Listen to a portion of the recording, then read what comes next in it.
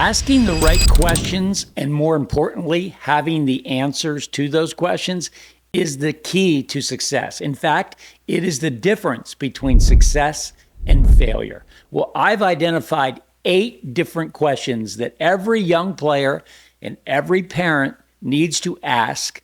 But more importantly, we need to have the answers. So in today's video, I'm going to break down each one of them, all 8 of them, right now, right here, just for you. Let's get started.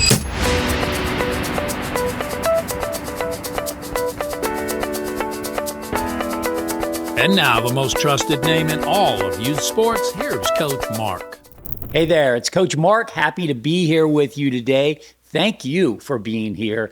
Just the fact that you're here tells me that you care a lot about your son, if you're a parent, your son's baseball career. If you're a player, kudos to you. You are way ahead of the curve.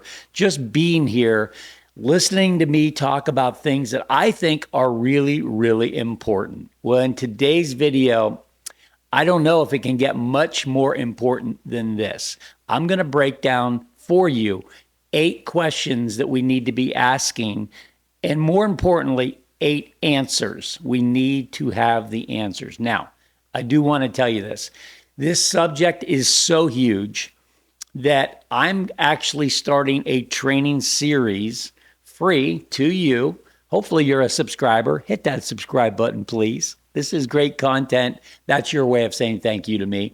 But I'm going to keep providing this content. But this series I'm going to break down each one of them in an entire video. So today is like an overview, but it'll give you an idea of what's coming up. So 8 questions that we need to be asking, and we need to have the answers. Okay, you ready for number 1?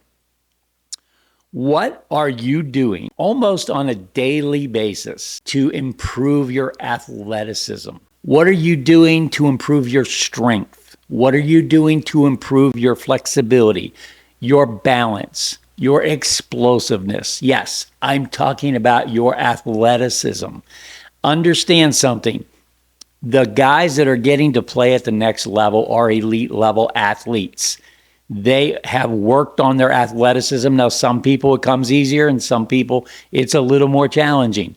But if you don't have an answer of what am I doing on a daily basis to improve my athleticism, I just gave you those categories, you're going to fall behind the kids who are doing that. You are going to fall behind and you are not going to be viewed as an elite level athlete, and you don't want to be in that category. So again, I will have an entire video devoted just for what can you be doing to improve your athleticism. Number 2. Parents, I'm gonna challenge you on this one. How tough is your son? Now, I know the knee-jerk reaction for most parents, oh, he's a tough kid. Really? Okay. What are we doing to improve our toughness? Let me give you an example. I was a 3-sport athlete, and my football workouts and my basketball workouts were way harder than my baseball workouts. They just were. They pushed my physical limits and my mental limits. So playing other sports, especially when they're really pushing you, can be a great thing. But if you're not playing other sports, I'll go back to my question. What are you doing to improve your mental toughness, your grit, your competitiveness? You need to have an answer for that. If I ask you, how do you think your son would do if we sent him off to a youth special forces training camp? How would he do? Would he be homesick and want to come home? Would he get a mosquito bite and think the world came to an end? Or would he really tough and be one of the few that graduated from youth special forces training camp? Not a bad idea, actually. So we need to understand this is part of his development. You've got to be pushing the envelope there. I'm going to do a whole training series on that subject. Number 3. How much time are you spending on developing elite level baseball skills? Elite level baseball skills. I'm going to do a whole training on all the different types of skills that are involved in baseball. And it's going to really challenge you because I got a spoiler alert for you. Going in the batting cage and hitting till your hands are bleeding is not what I'm talking about.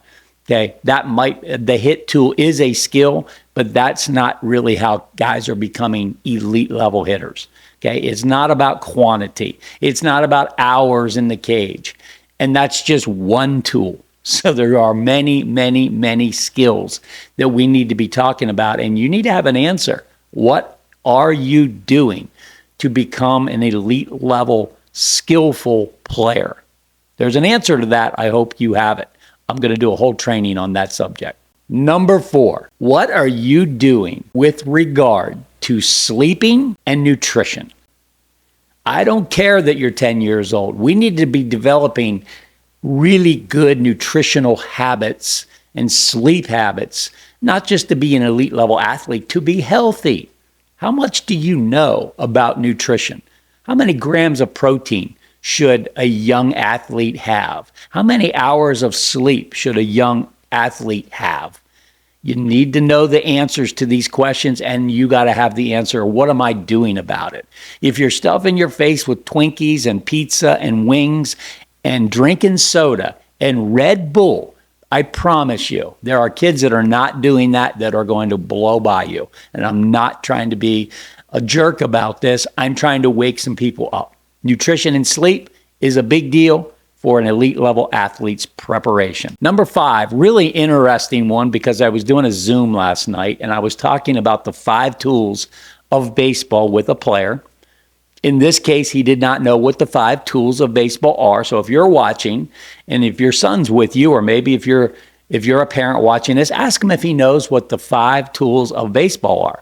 A lot of kids don't, and they need to know, okay? Because you're being evaluated in many ways with these 5 tools, but he didn't know. So I have a 6th tool. It's not typically the MLB standard of 5 tools. My 6th tool is baseball IQ. So here's the question that you need to be asking, or your son needs to be asking: what am I doing to improve my baseball IQ?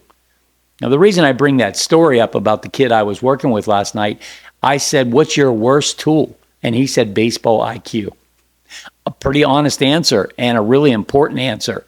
You can't play this game at a high level and not have a keen understanding, an elite level understanding of baseball IQ, how the game is played at the highest levels, the strategies, the techniques that players are using to compete. You got to know this stuff. So what are you doing on a daily basis to improve your baseball IQ? Number 6. Oh man, I cannot wait to do the training on this one. Do you have goals, and are they written down? Are they clearly defined? One of the first things I do with my new clients is we sit down over a Zoom and we talk about clearly defined goals. We have short-term goals, we have mid-term goals, we have long-term goals. I don't know any successful person in my life that isn't a huge fan and proponent of setting goals. So why in the world aren't we teaching these young kids all about goal setting? Why isn't it in the curriculum in our school system? It's not, in case you didn't know that, okay? So this is so important. I can't wait to do the training. But the question that you need to ask is, do I have goals? Are they written down? Are they clearly defined? Going to separate a lot of people with that one. Number 7, am I competing in the classroom? Am I becoming the best student that I can become? Do I take pride in my schoolwork? Here's the spoiler alert on this one. The elite level athletes are elite in everything they do. Most of them just are wired to have a high standard of excellence. It doesn't matter if they're playing ping pong, if they're jump roping, if they're juggling, if they're in the classroom, if they're on the field competing. They want to be the best they can be. I used to say to my son, you can't flip the competitive switch on and off. You either are a competitor or you're not. And you need to compete in the classroom. You need to look around and go, okay, where do I stack up here? I'm not going to be in the middle third. I'm not going to be in the bottom third. I'm going to be in the top third. Now, let me have a little disclaimer on this one. There are kids that really, really struggle to learn. Maybe they have a learning disability. Okay, I'm just talking about effort. I'm not talking about a GPA score. really. I'm talking about, are you the best student you can be? If the answer is yes, if you're doing that daily, great. But most kids are not. They're doing enough to get by. They got a good GPA and they're kind of coasting. It's not what I'm talking about. I want you to be the best student you can be. Take pride in your classroom activities. We are at number 8. I saved what I think the best one for last is. Here's the question. Are you trying to get something or are you trying to become something? You know, there's a big difference. Trying to get something might be, I'm trying to get a scholarship to play baseball. I'm trying to play in the big leagues. There's nothing wrong with that, but there's a bigger play here, and I want you to be really clear on what it is. Who are you becoming in the journey to get whatever you want? What influences do you have? What decisions are you making? What type of person are you? Are you disciplined? Are you a person of integrity? Are you a person who makes commitments and keep commitments? Are you a person that tells the truth? Are you a person that's transparent? Are you respectful? I could go on, and I will when I do the video training on character development. We're going to have a lot to say about that, because in case you didn't figure this out by now, if you've been a frequent viewer of mine, I love baseball, but it's not the end-all be-all. Who you become in the journey is the end-all be-all, because you are going to have a lot more life after baseball. I don't care if you play in the big leagues. If you play to you're 30 years old, okay? If you live to your 70, that's 40 more years after baseball, okay? Just to do a little quick math. That's a lot of years after baseball. Who are you? Are you a great dad? Are you a great husband? Are you a great employee? Are you a great employer? Are you a missionary doing amazing things around the world? There's so many things out ahead of you, and it's all going to come down to your character. Who are you? Who did you become? Looking back, a lot of the players that have come through my programs and worked with me, they look back and they realize at 32 and 35 years old, wow, those things were life lessons. I thought they were just baseball stuff. No, they were life lessons. So your character development is huge. All right. I told you I was just going to give you an overview today, and that's the overview, but the series is going to start soon. I hope you tune in. I hope you're a subscriber. I hope you've got the notifications checked on this so you get notifications. I hope you like the material we're producing, because it helps our algorithm. More people can see this. You know, you can do your part too. So thank you for listening, and as always, God bless. Hey there, it's Coach Mark, and I am so excited about you being here. And the reason is because I know if you get involved in this 52-week training course that I put together specifically for moms and dads of young athletes, I just know it's going to help you so much. You know, I've been in this space now for 20 years. I've helped over 900 players move on to the next level, but I've helped 900 sets of parents in the process. Here's what I mean. It's hard for the kids, but it's no cakewalk for the parents either. And unless you have an incredible background in high-level athletics, there might be a disconnect for you as a parent helping your son. So I want to challenge you to have the mindset that we're asking him, obviously, to be the best he can possibly be. And now I'm asking you to be the best you possibly can be. And I'm inviting you to my training course so we can help you become that. You see the power in that? We're going to work together to help your son. I really hope you embrace this concept. There are a lot of parents out there that I call them do-it-yourselfers, right?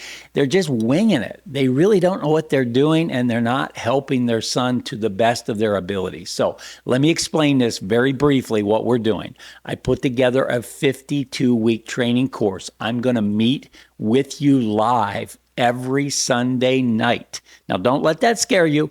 If you can't meet with me live in a group setting on Zoom, it's okay. You're going to have a back office. You can go in and watch the entire training. But if you can be there live with me, you're going to get a chance to interact with me and ask me questions. It's going to be fun. I'm looking forward to building a lot of new relationships with parents. But I went back through and I thought, I'm going to, one by one, each week, decide what is the most important information for you to have. And we put it all in this 52-week training course. Now, it's not even going to be just me.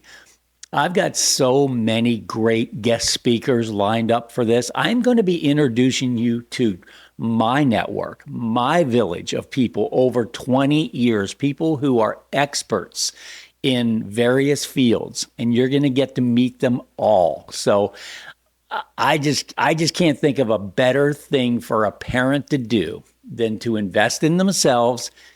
It's some money, but it's not a lot of money. At least I don't think it is for what the value is. And you're going to become so much better for your son. So I hope I'm encouraging you to be a part of this. It's going to be fun. You're going to meet a lot of great people. And you're just going to become the best you can possibly be. And your son's going to benefit from that. And he deserves that, right? All right, go ahead, pre-register, get ready. We're kicking this off soon.